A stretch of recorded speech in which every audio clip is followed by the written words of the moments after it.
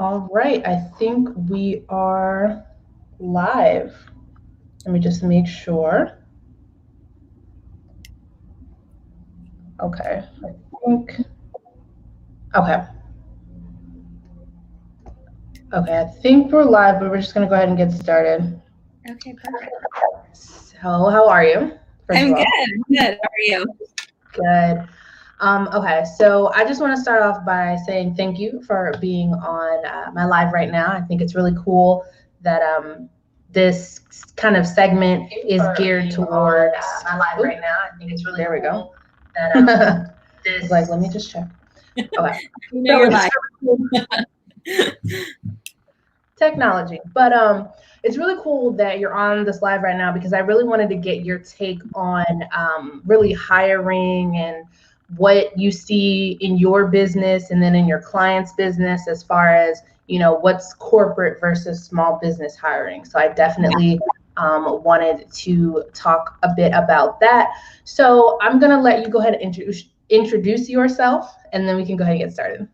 Yeah, sure. Perfect. I'm Jena Paulo, and I'm a business operations specialist. I help coaches and creatives to create scalable systems and processes for their business that enable them to grow and build their business sustainably. I have over 12 years in educational business operations and a master's degree in online teaching and learning. And I've developed, trained, and managed teams of more than 30 and created and implemented tons of online training programs and courses and all that fun stuff. So that's a little bit about me. Okay, cool. And you said you worked in corporate before you started your own job, right? I mean, before you started your own business. Yeah, so it was business operation. It was educational business operations. So I was working in educational, in educational businesses. Okay, nice. Can you tell us kind of the difference between what you were doing in corporate versus what you're doing in your own business now? Yeah, totally. I mean, it's definitely translated well. Being someone who was the leader of large teams, I was creating systems for people to follow. I was creating all of these processes and policies and all of that inside of these larger school corporations and things like that. And now I'm doing pretty much the same thing, just in the online space and with coaches and creative entrepreneurs, making sure that they have their hiring processes in order, making sure that they have their systems in place in order to bring on those new hires and train their team and all of that. So it has translated very well. So I'm doing very similar things. And so I guess what I wanted to know specifically from you is the hiring process in corporate versus the hiring process specifically in like the small businesses and the client online businesses that you're doing. Do you see kind of a difference, or is it the same? There definitely are some differences. A lot of the people I think in the online space that I have had the opportunity to work with, I've worked with some that are brand new entrepreneurs, and I've experienced working with people who are more seasoned entrepreneurs, right? And those two things in itself look very different, but that also looks very different for working in like a corporate type of atmosphere, right? So hiring looks slightly different because in corporate, you're hiring for people to come into the office, right? Whereas online entrepreneurs, all of their teams are typically virtual. And that in itself is definitely an interesting distinction between the two, between hiring someone in person and hiring someone to come on as a virtual team member. Right.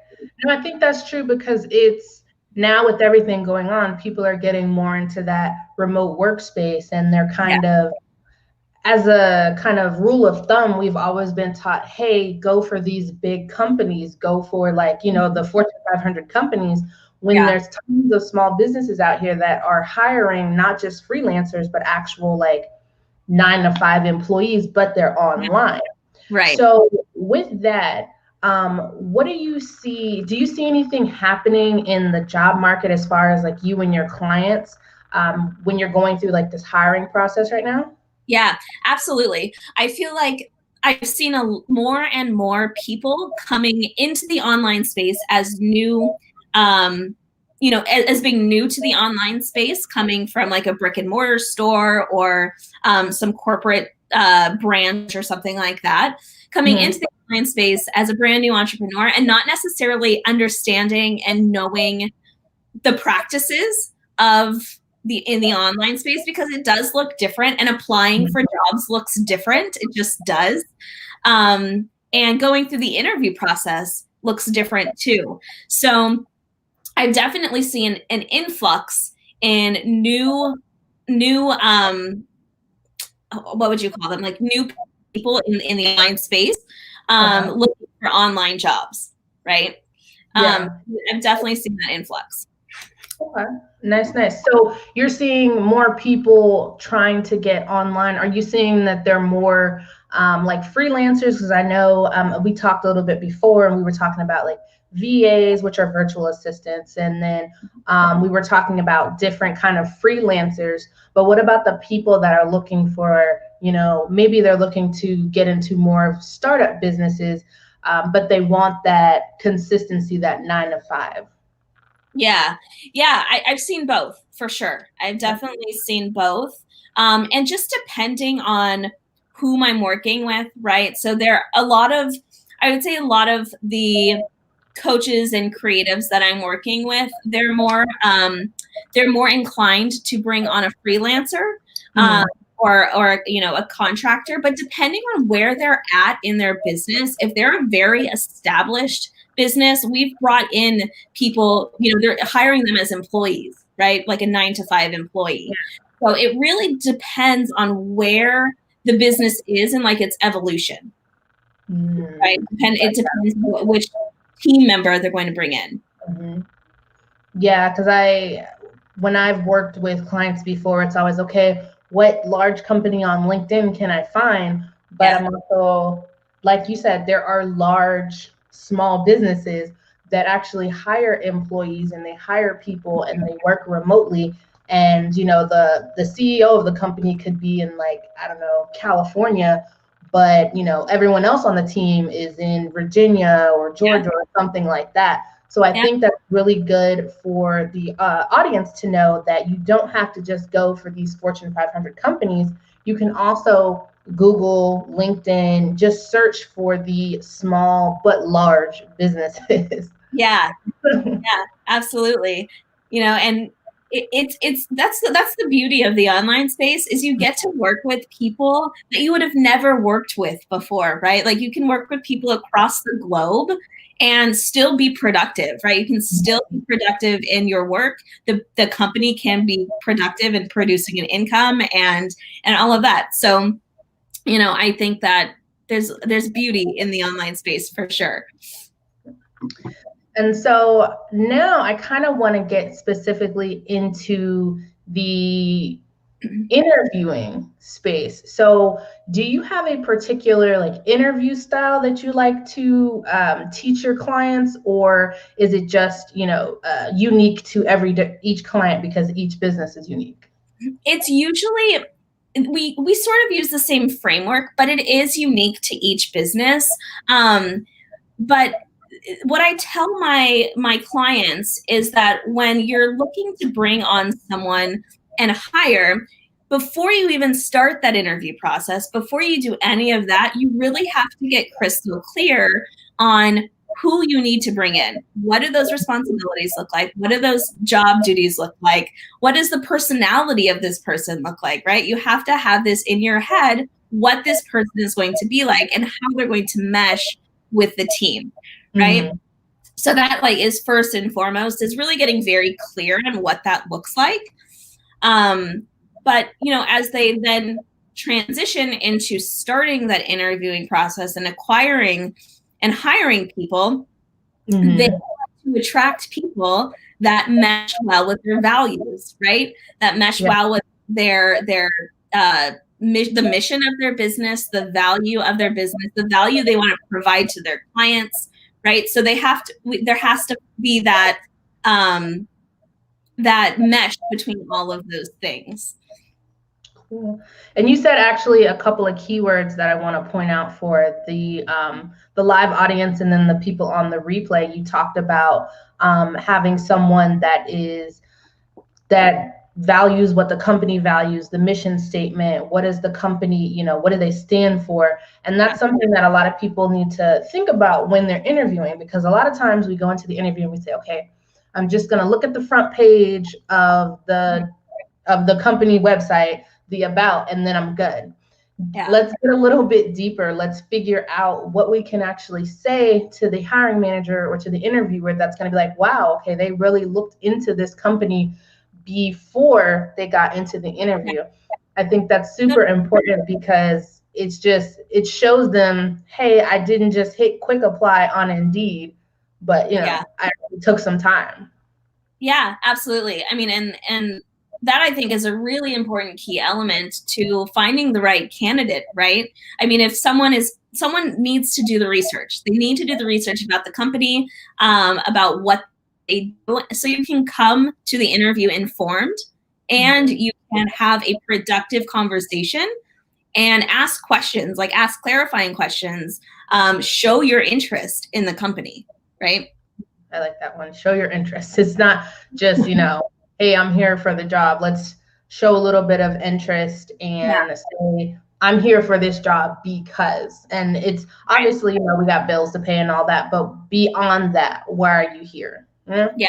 So I think that's really good. So what do you think, going a little bit back, what do you think gravitates people more towards big business instead of startups or like online companies?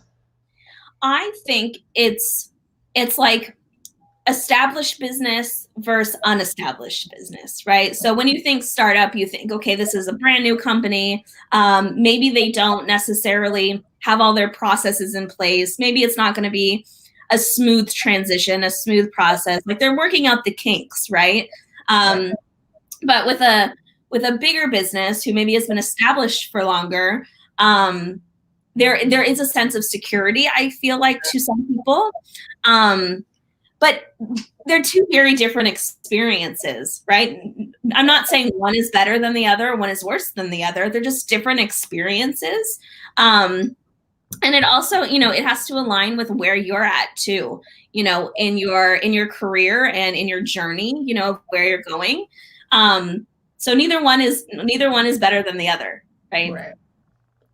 I definitely agree. And I kind of want to add, so you said where it depends on where you are in your career. And let's say a mid-level to, they're almost halfway to being done. They're like, okay, maybe I want that stability of, like a 401k and all this different stuff. And not saying that online companies don't have that, but it's like you said, they're more established when they're these big conglomerate companies that are like, in the news all the time. Whereas a young professional, like the people that I work with, maybe they can take this time in their career to, hey, maybe I want to go work at a startup. Like the atmosphere is super different, and it could almost be a lot more chill, honestly, at a startup versus we're like suit and tie at, right. a Fortune 500 company. But I think that's super important for the audience to know, and people on the replay. You have to decide where you're at in your career and then move from there. You talked about a while ago clarity, and I think clarity is super important, but it's not like a sexy term. People are like, clarity, what? But you have to know where you're going in order to get there. Yeah. So clarity, mindset, Yeah. And, and clarity can come at different points and in different ways, right? If you started a startup, you can gain clarity if this is the direction you want to go or if it's not, if this is for you or if it's not. And just having those different types of experiences in your career really helps to guide you in, where you really want to go, where you really want to be. Mm-hmm. Yeah. And it's like a flow. I know a lot of people after college, they kind of fall into their career and they just go with it. Yeah. Where you have different types of experiences, you can gain clarity and then figure out, hey, this is what I want to do. This is not what I want to do. Yeah. I find that a lot of my clients are like, I know what I don't want to do, but I don't know what I want to do. And I'm like, okay, well, we got to fix that because we need to know both in order for us to move forward. Yeah. Yeah. And you have to experience a lot of different things to find out what you like and what you don't like. Yeah. Yes. So the next question I want to ask you is, what are some common myths that you see about the hiring process? Like when you're working with your clients and maybe they even think, hey, this is how it's going to be, but you know, from your experience, not so much. Yeah. So some common myths I think are that it doesn't have to be as daunting as people make it out to be. It doesn't have to be as stressful as people make it out to be. There are ways to create a seamless hiring process. You know, as the business owner, create that seamless hiring process that can be utilized over and over and over again instead of reinventing the wheel. I feel like a lot of times people are reinventing the wheel every time they hire when it's not necessary. And that not only makes it difficult on you as the business owner, right? But it makes it difficult for the people hiring because you've just created this new process and this person is the first person going through the process. Will it be smooth? I don't know. You know, so it's creating, you know, you have to create a seamless process for that for sure. Yeah. Yeah. I think that actually goes in, you know, both ways as far as like the business owner who's hiring and the person that's trying to get the job. I feel like people reinvent the wheel a lot in both aspects, and it doesn't have to be as difficult as people make it. But when you either try to make it too hard or make it too easy, that's when you start having issues. And I know that you probably, when you say systems, can you talk a little bit more about systems? What systems are in place? Yeah, totally. I mean, the business owner has to have a process or a system for acquisition. How are they going to acquire this person? Where are they going to find them? You know, and what is the actual process of getting them to the front door look like? Right? So you have to create your job application. You have to create, you know, your job description. You have to create all of those things in order to get you this new hire. And then, you know, and then on top of that, it's like, what's the hiring process look like? Is it only going to be one interview? Or is it going to be a phone interview, an in-person interview, a second interview? What does that look like? So getting really clear on that and then being able to relay that to the people you're going to be looking at for hiring, right? So we want everyone to be very clear on what's going to happen and have some sort of expectation of what to expect on both ends. Gotcha. And as someone who's on the side of the table with the business owner, what kind of, I guess, tips can you give the audience here live and then on the replay about how to be a good candidate? Yeah. So I think first and foremost, it's really important that if you're applying to a job that asks you to fill out a job application or has some sort of requirements for you to send them information, that you are thorough. Because if you're not answering their questions or you're answering them very vaguely, you're just going to get, you know, looked over, right? Because they're really looking for someone who they can connect with. And the only way to connect with somebody, especially in that first round where they're just looking at paper, right? Just looking at this application, you have to be able to connect in some way. So being very clear about who you are, what you do, how you can help them, I think is going to be a really critical piece in getting you to that next step of the interview. Okay. And then let's say we've done our application, we've put in everything, we followed the directions, and we had that first interview. Now we're on the second. What would you say would make someone stand out in that second interview? I think that taking the information that they learned about the business in the first interview and doing additional research on the company and on the people inside of the business and coming back with more questions, coming back with some ideas of how you can improve things or add, you know, some sort of level of like knowledge to their business. Like, how can you help to improve them? Right? Like, that's what business owners want. You know, they're hiring you because they need a job done, but they also want it done efficiently, effectively, and done the best way. So if you can portray yourself in that light and provide that feedback to them, provide, you know, ways that you're going to improve their business and help their business, that's what they're looking for. Right. I like that, because I try to impart that you have to show how you are valuable to the company. As cliche as it sounds, you have to show, like you said, how you can improve them, because you're going up against, I don't know how many, it depends on, you know, how many people applied, but it could be hundreds of people, but you're going up against hundreds of people. So A, how do you stand out? And B, what value do you bring? Yeah. And a lot of people, kind of going back to what we were talking about, they don't have clarity in the value that they bring. And so when they get into these interview situations, they're, you know, they don't know exactly what to research, and they don't know, you know, maybe I want this job, maybe I don't, I'm just here because I'm here. But I really do like that part, because I think it's important for the candidates, applicants, whatever you want to call them, to understand that value is a key component of any job search, any application. So I definitely like that you mentioned that. Going back to your business, what compelled you to start it?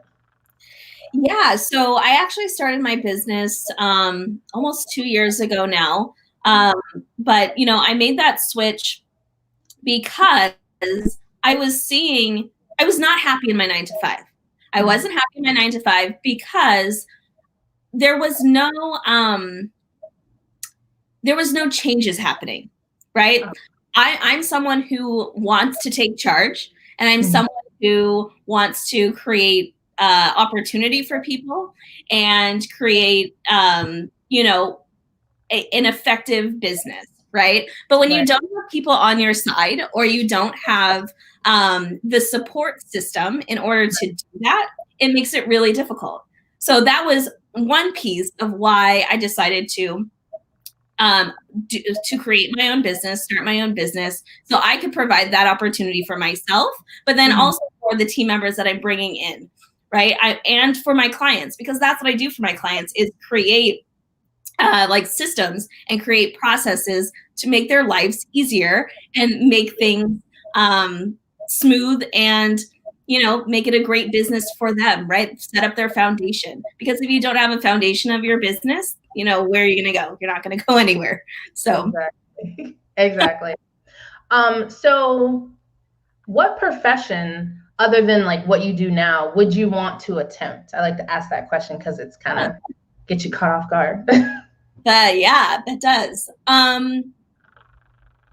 don't know. You know, it's funny because my background has mostly been in operations, whether it's like business operations or school operations, or in the role of like a teacher and an educator. So that's literally like all I've known, you know, in my career. But I guess if we could try something else.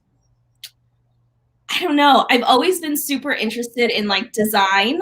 So maybe like interior design or graphic design or something like that. Something creative. I think that sounds fun. Like, you want your job to be fun, right? So that could be a good. I like that you said that. Mine changes all the time because I'm like, I have shiny object syndrome. So I'm like, I could do that. Yeah. So at the time of this recording, I guess mine would have to be, I would like to try real estate, because I see, I don't know if you've seen that show Selling Sunset. Yeah. I was like, I mean, I wanted to try it before then, but I saw it and I was like, oh, I was like, yeah. I was like, I know, I love watching all those like home shows. Yeah. I'm an HGTV fanatic. I'm like, oh, what's going on? So I saw that and I was like, oh man, I was like, the commissions on these homes are crazy. But yeah, at the time of this recording, I'd be a real estate agent. I'm sure I'll change my mind in like 2 days, but it's fine. So Another question for you. What is more important to you as a business operations strategist, as a business owner yourself, being a good leader or being a good team player? Team player. I think that was a quick answer, right? I think being a team player is huge. Although I view myself as like the CEO, the leader of my business would not be where it's at without my team. And working as a team is going to push you farther than you working solo and each team member working solo, right? So right. I view that as being very important. Yeah. No, that's good. I think that's important as well, because a lot of people, they're like, well, I have to be out in front and I have to lead.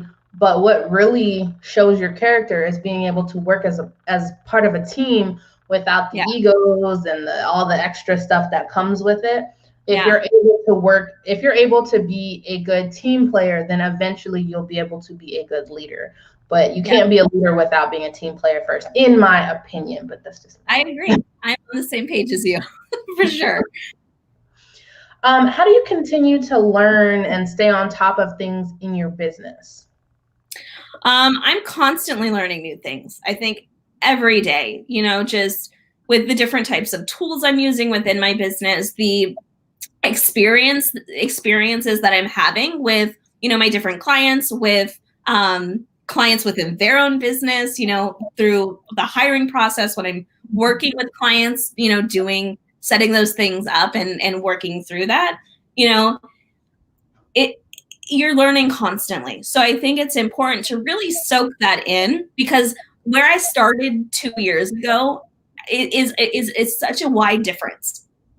It's a huge difference where I've just continued to learn and experience things and just evolve, right? So you have to be open to that. You have to be open to continuing to evolve and learn and apply what you've learned. Yes, I like that. Learn and apply. A lot of the times we have this need to consume so much information, but when things really change is when you're actually implementing that information. And I kind of wanted to twist this question for the audience and kind of take it back to being someone that is on the job search or that's hiring. And we tend to learn one way how to do something, one way how to do a resume, write a cover letter, and we stick with that for a long time throughout our careers. But as you were saying, you have to learn and grow. The job market is not going to stay the same. So how we wrote a resume 10 years ago is not the same how we do it now. And like what you're learning in your business from 2 years ago is definitely not the same as it is right now. I do that all the time. I'm like, this is changing so fast. Yeah, it is. And it's so different now too, I think, because everybody's online, right? Like everybody has sort of switched, or majority has switched to remote working. And that's in itself is very different. Yes. Agreed. Online is its own beast because you're not not weighed down, but you're not like chained to a brick and mortar, which is different. And you can, honestly, I've seen people that they have these, $1 million companies and they don't hold inventory and they drop ship and, stuff like that. So the online space is moving quickly. And to me, the old, it has its place, the kind of formal the kind of formal hiring process. It has its place, but I'm seeing now a lot more businesses. Like I know people talk about Google and all those places, and they're like, they apparently have like beanbag chairs and stuff. So it's slowly changing, but the culture. The culture is changing. So what makes you a great business operations strategist? That's a great question. I think that, when I work with my clients, like we talked about before, it's not me and the client, right? We're not two separate things. We're a team, right? When I bring someone into my business, whether they're a team member or a client, we're working together as a team to improve your business. to improve the way that you function within your business, how your team functions within your business, and how you can grow your business sustainably. Because that's the goal, right? Is to continue to grow, but you can't continue to grow unless you do it in a sustainable way. And I think that's just an important element, especially when working with me, is figuring out how you can grow sustainably, whether that be with your team or just as the business owner, what you can do to continue to, grow and scale that business. Nice. So when you say sustainable, you just mean being able to scale? Is that what you mean? Yeah, but scaling sustainably, because you can scale, right? You can scale as quickly as you can. But if you don't have any systems or processes to back that up, you're going to crash and burn at some point. Yeah. And for the people on the replay and on live, just what she means by systems is kind of, and correct me if I'm wrong, but like automations, things that where you don't have to manually collect email addresses and send out stuff, and that becomes super tedious. But yeah. And project management tools, where you're running your business, what tools you're utilizing to run your business. Exactly. Cool. What does it take to manage a team correctly?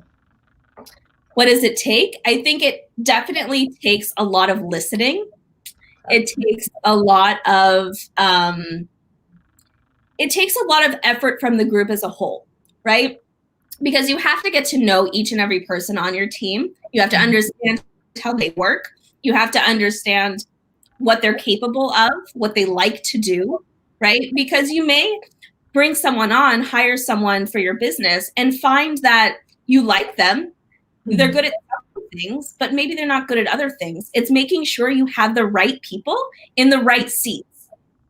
You want to utilize everybody's assets, in your business, because that's not only going to benefit you as the business owner, but it's going to benefit your employee or your team member too, because they're going to be happy doing what they're doing. And that is how you grow a sustainable business and a sustainable team.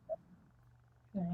I like that. I keep going back to teamwork, but if you can't be part of a team, it's going to be really hard for you to succeed, because the bottom line is business owners want to see their business succeed. So when they put together a team, they want to make sure everyone is cohesive, or it works. It doesn't have to like fit exactly like a puzzle, but it needs to be able to work in the long run. Because, and correct me if I'm wrong, hiring is not only it can be a long process, but you also have to think of the costs that go behind it, correct? Yeah, you do, because you're paying someone to help you with hiring, right? Mm-hmm. If you hire somebody quickly and you find that, we hired too quickly, maybe this was the wrong fit, that's going to cost you money too. Right. So for sure. Yeah.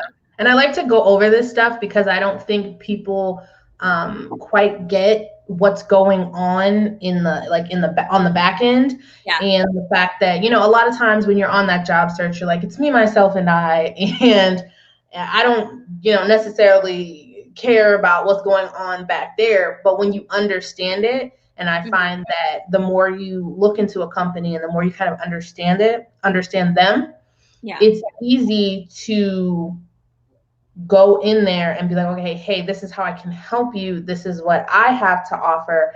And that way you're not just like, well, I'm great, I'm awesome, I don't care about your company, just hire me. That's not a good way to go into an interview at all. Yeah, no, not at all. And you know what? I think a lot of business owners or people who are hiring can feel that too. If you're going into an interview with that attitude, I think they'll sense it. Yeah, definitely. We forget, and I have to kind of, even myself, I have to remind myself, I'm like, okay, hiring managers, business owners are people too. Yes. They're not some like crazy robot all off in the clouds. They're people too. And so while you're looking out as the applicant or on your job search, you're looking out for you, they're looking out for their business and their welfare, because that might be the bread and butter that feeds their family. So we Right. have to not only give ourselves grace, but kind of give them grace as well. And actually, I Yeah. want to get your opinion on this question that I'm about to ask. So I see a lot. I peruse LinkedIn a lot, and I see people always saying, "Hey, how come the hiring manager didn't get back to me?" Or this person, it sounded good, but then all of a sudden they ghosted me. Do you see that a lot, or is that just something that maybe happens in like bigger companies because they just have a ton of things going on? Yeah, no, I've seen it happen in large companies. I've seen it happen in small companies with solopreneurs, right? The thing that you have to think about is, one, you're not the only person applying for this job. So they're probably getting just berated with emails, right? With so many people just flooding in all of these applications. So that's something that you need to think about too. They can't get back to everyone, right? They have to use their time wisely. But I do think as a best practice, as a business owner, it is, even if you're not going to move forward with that person, it is very thoughtful to send an email just saying, hey, not a good fit this time, but we'll keep you in mind for next time. I think, that would be best practice. Right. But you may also find that, when you're applying for a job, that in the job application itself, it says, sorry, we're not going to be able to get back to everyone too. So keeping an eye out for that as well, because, like I said, they have to prioritize their time. Right. And is that putting that on the job application? Is that a best practice, or is that just, them saying, like, literally we get tons of applications all the time and we just can't do it? Yeah. I mean, I would say that it's a best practice. I think that everyone should do that. Just because as someone applying for a job, you don't want to, it doesn't feel good to be just left hanging, right? So if you know that going in, then you won't be too disappointed when they don't get back to you. You'll know why, at least. Yeah. Yep. I think it's important to understand all the things you just said, and just know that if like they don't get back to you, I don't think anybody is like trying to maliciously be like, haha, I'm not going to get back to you. Like, that's just not, and if they are, that's terrible, but I don't think that they are. Right. I think it's just that, especially, I know you said in these smaller companies too, but especially in larger companies where you're one of like 500 people that have applied, like you said, resources are limited. And yes, you're that one person that wants that email, but there's also 499 other people that want that same email. And it's difficult. And what I kind of tell my clients is you have to separate yourself from the outcome. Unfortunately, like, I wish we could get, like, obviously if you get it, woo, yay, super happy. But if you don't get it, and even I have to tell myself this, like, before, when I've like applied to jobs and stuff, I have to separate myself from the outcome, because that's when people start getting like dejected and they get sad, and they're like, oh, why am I doing this? And you're on month 8 and you're still looking. But when you're able to separate yourself even a little bit, it just takes that edge off of it. Yeah. That's just my No, I agree with you. I think it is important to detach yourself from the outcome, right? You've done everything that you can. Now it's in their hands, and you just have to detach.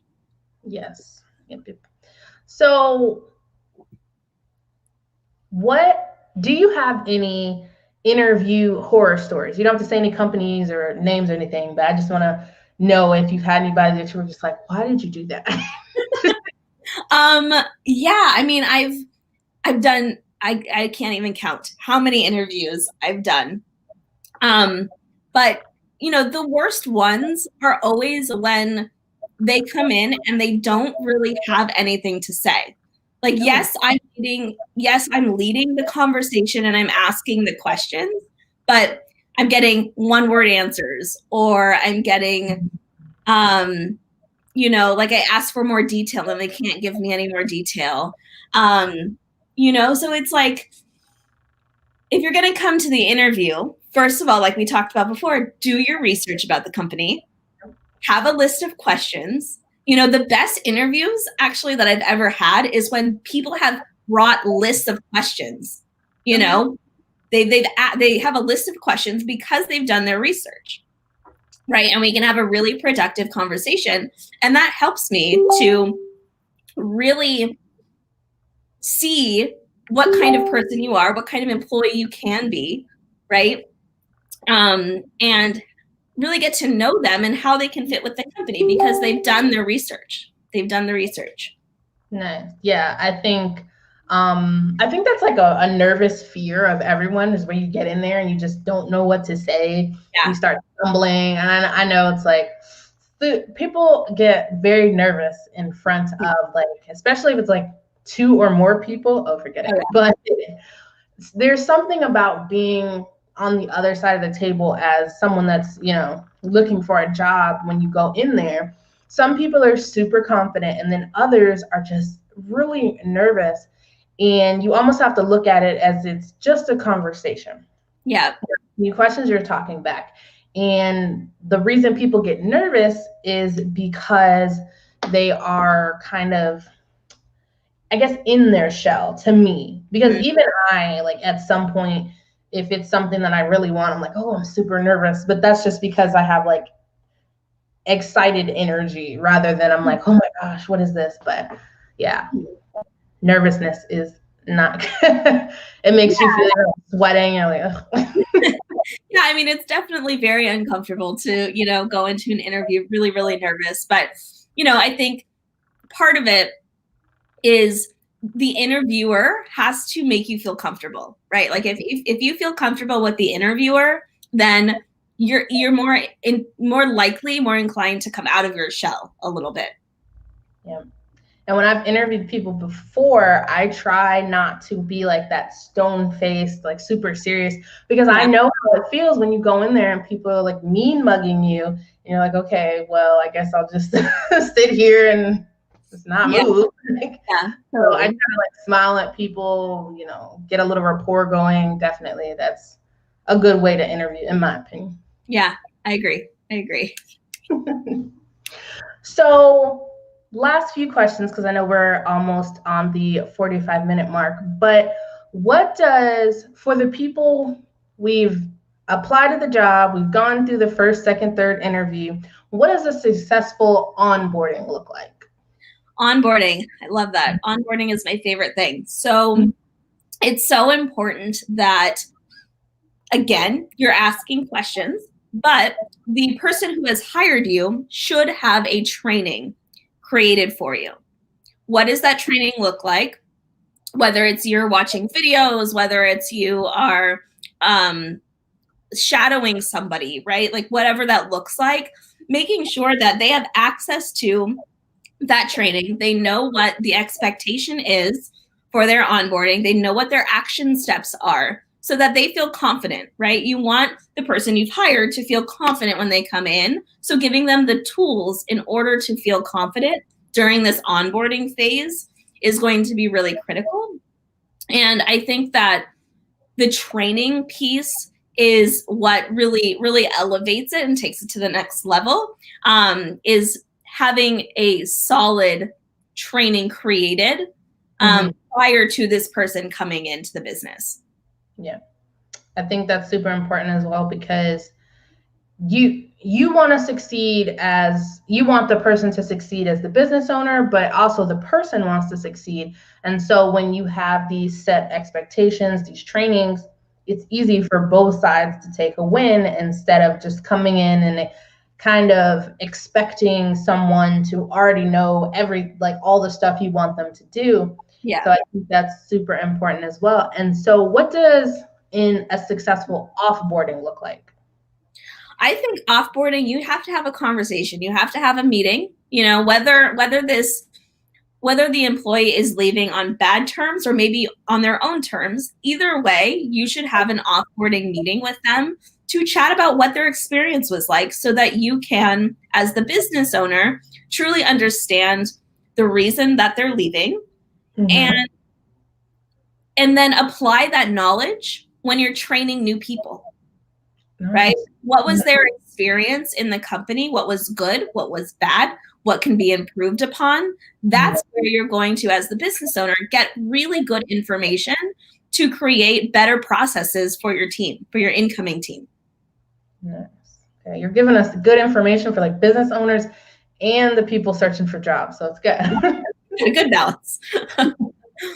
So I'm gonna go ahead and wrap this up, but I do want to thank you for getting on this live with me, and I know we're about 45 minute-ish. So is there anything else you'd like to share with the audience here live or on the replay? I'm just super appreciative that you had me on, and it was a pleasure. If anyone is interested in learning more, I'm happy to chat with anybody about the hiring process. But I'm here for you, and I hope that this was helpful information for everybody. Yes, cool.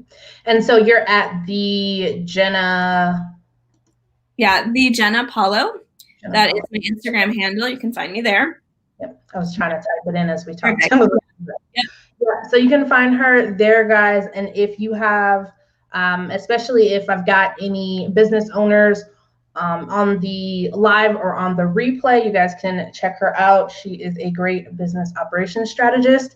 And yeah, you can find me at Naturally by Jordan on Instagram. This is for anybody that needs career or confidence coaching. I just basically work with young professionals who are looking to build confidence in their skills so that they can find their dream jobs. Well, again, thank you so much for being on this live with me, and I hope to talk to you soon. Of course. Thank you for having me. All right. Thanks so much. Bye.